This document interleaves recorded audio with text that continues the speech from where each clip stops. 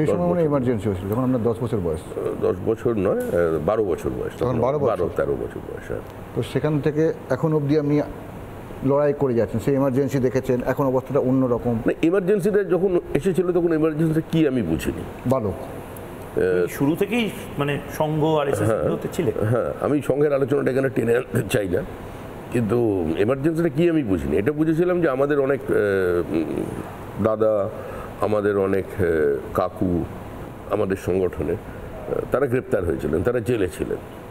এবং আমি যে পাড়ায় থাকতাম সে পাড়া কমিউনিস্ট পার্টির একজন নেতা দেখছিলাম, তিনি গার্ডেনিং করার জন্য কিছু মাটি নিচ্ছিলেন একটা মাঠের কোণ থেকে। হঠাৎ দেশে একটা বিরাট ভ্যান এলো, তাকে তুলে নিয়ে চলে গেল। পরবর্তীকালে স্বাভাবিকভাবে এমার্জেন্সিটা কি বুঝতে পেরেছিলাম। কিন্তু এখন বর্তমান রাজনীতিতে আপনারা বিরোধীরা প্রায় সময়তেই বলেন, আমি শুনেছি কখনো শুভেন্দুদার মুখে, কখনো সুকান্তবাবুও বলছেন যে রাজ্যে যা সিচুয়েশন তাতে যেন মনে হচ্ছে এটা এমার্জেন্সির মতোই অবস্থা চলছে। না, এমার্জেন্সির থেকে বেশি কিছু চলছে। এমার্জেন্সি থেকেও বেশি। এমার্জেন্সির সময় এইভাবে প্রকাশ্যে খুন হয়, মানুষকে তুলে নিয়ে গিয়ে বন্দি করা হয়েছে, তার উপর শারীরিক নির্যাতন চালানো হয়েছে।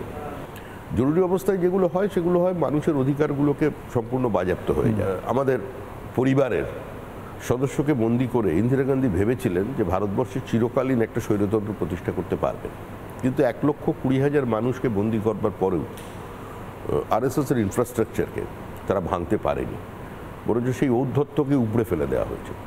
এবং যেটার সঙ্গে হিন্দুত্ব বলে একটা নতুন শব্দ এখন চলছে, কথায় কথায় হিন্দুত্ব শব্দের ব্যবহার করা হচ্ছে। হিন্দু কোনো ইজম নয়, এটা একটা চলমান পদ্ধতি। আর হিন্দুকে যদি ধর্ম বলা হয় তাহলে সেটা আবর্তিত, বাদবাকি রিলিজিয়ন যেগুলো আছে সেগুলো প্রবর্তিত, মানে তার কোনো পরিবর্তন হয়নি।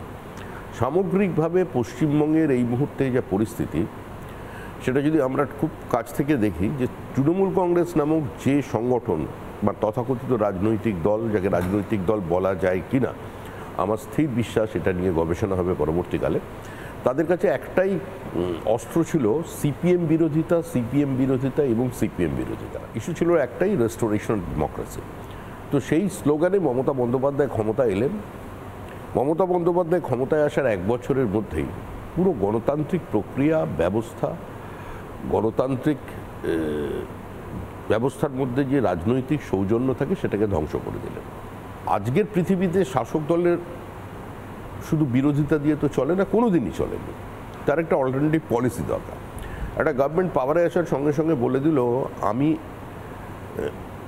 1 ফিট মানে স্কোয়ার ফিটও জমি অধিগ্রহণ করব না। পশ্চিমবঙ্গের অধিকাংশ জমি কাল্টিভেটেড, জমির মালিকানা ছোট ছোট কৃষকদের হাতে দিতে পেরেছিলেন, ক্ষেত মজুরকে মালিক করেছিলেন। আমিও মালিক, আমিও তোমার পাশের চেয়ারে বসতে পারি, একা শুনে বসতে পারি। এই অধিকার, এই মর্যাদাটা সিপিআইএম দিয়েছিল, এটা কেউ অস্বীকার করতে পারবেন না। কিন্তু তারপরে সেখান থেকে নিয়ে গিয়ে যে কোঅপারেটিভ মুভমেন্ট, সেটা হয়নি।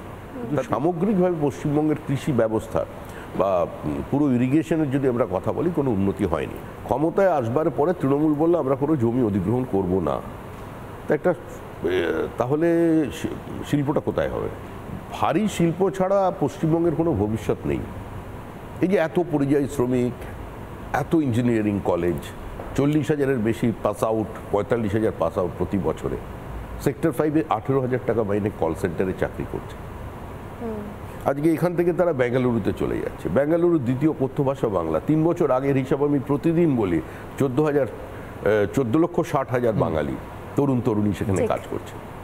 এই পরিস্থিতি তৈরি সরকারের জন্য তৈরি হয়েছে। পরিযায়ী শ্রমিক, মুখ্যমন্ত্রী 5,000 টাকা আমরা দেখলাম টিএমসিপির প্রতিষ্ঠা দিবস মঞ্চে মমতা বন্দ্যোপাধ্যায় বললেন যে ভারী শিল্পে নাকি পশ্চিমবঙ্গ 1 নম্বর হয়ে গেছে। কর্মদিগন্ত এশিয়ার বৃহত্তম লেদার কমপ্লেক্স, 35,000 কোটি টাকা বিনিয়োগ হচ্ছে, 7.5 লক্ষ লোকের চাকরি। বেঙ্গল সিলিকন ভ্যালি, 27,000 কোটি টাকার বিনিয়োগে 75,000 আইটি কর্মসংস্থান হাব। মেট্রো কোচ, ওয়াগন ফ্যাক্টরি, জাহাজ factory, steel factory, power factory, Deocha Pachami, Jangalmahal, 6টা economic corridor, industrial park, MSME, small scale, medium scale, আমরা নাম্বার 1। সেলফ হেল্প গ্রুপে আনন্দধারায় আমরা নাম্বার 1 ইন ইন্ডিয়া। দেখুন, আমরা তো জানি MSME-তে পশ্চিমবঙ্গে 1 নম্বর আছে, কিন্তু MSME-টার যে 1 নম্বর যেটা ওরা বলছেন, সেই 1 নম্বরটা কি? ইন্সপেক্টর পাঠিয়ে ছোট ছোট চায়ের দোকান, পানবিড়ির গুমটি, সেগুলো কিন্তু MSME-র মধ্যে ঢুকে পড়েছে।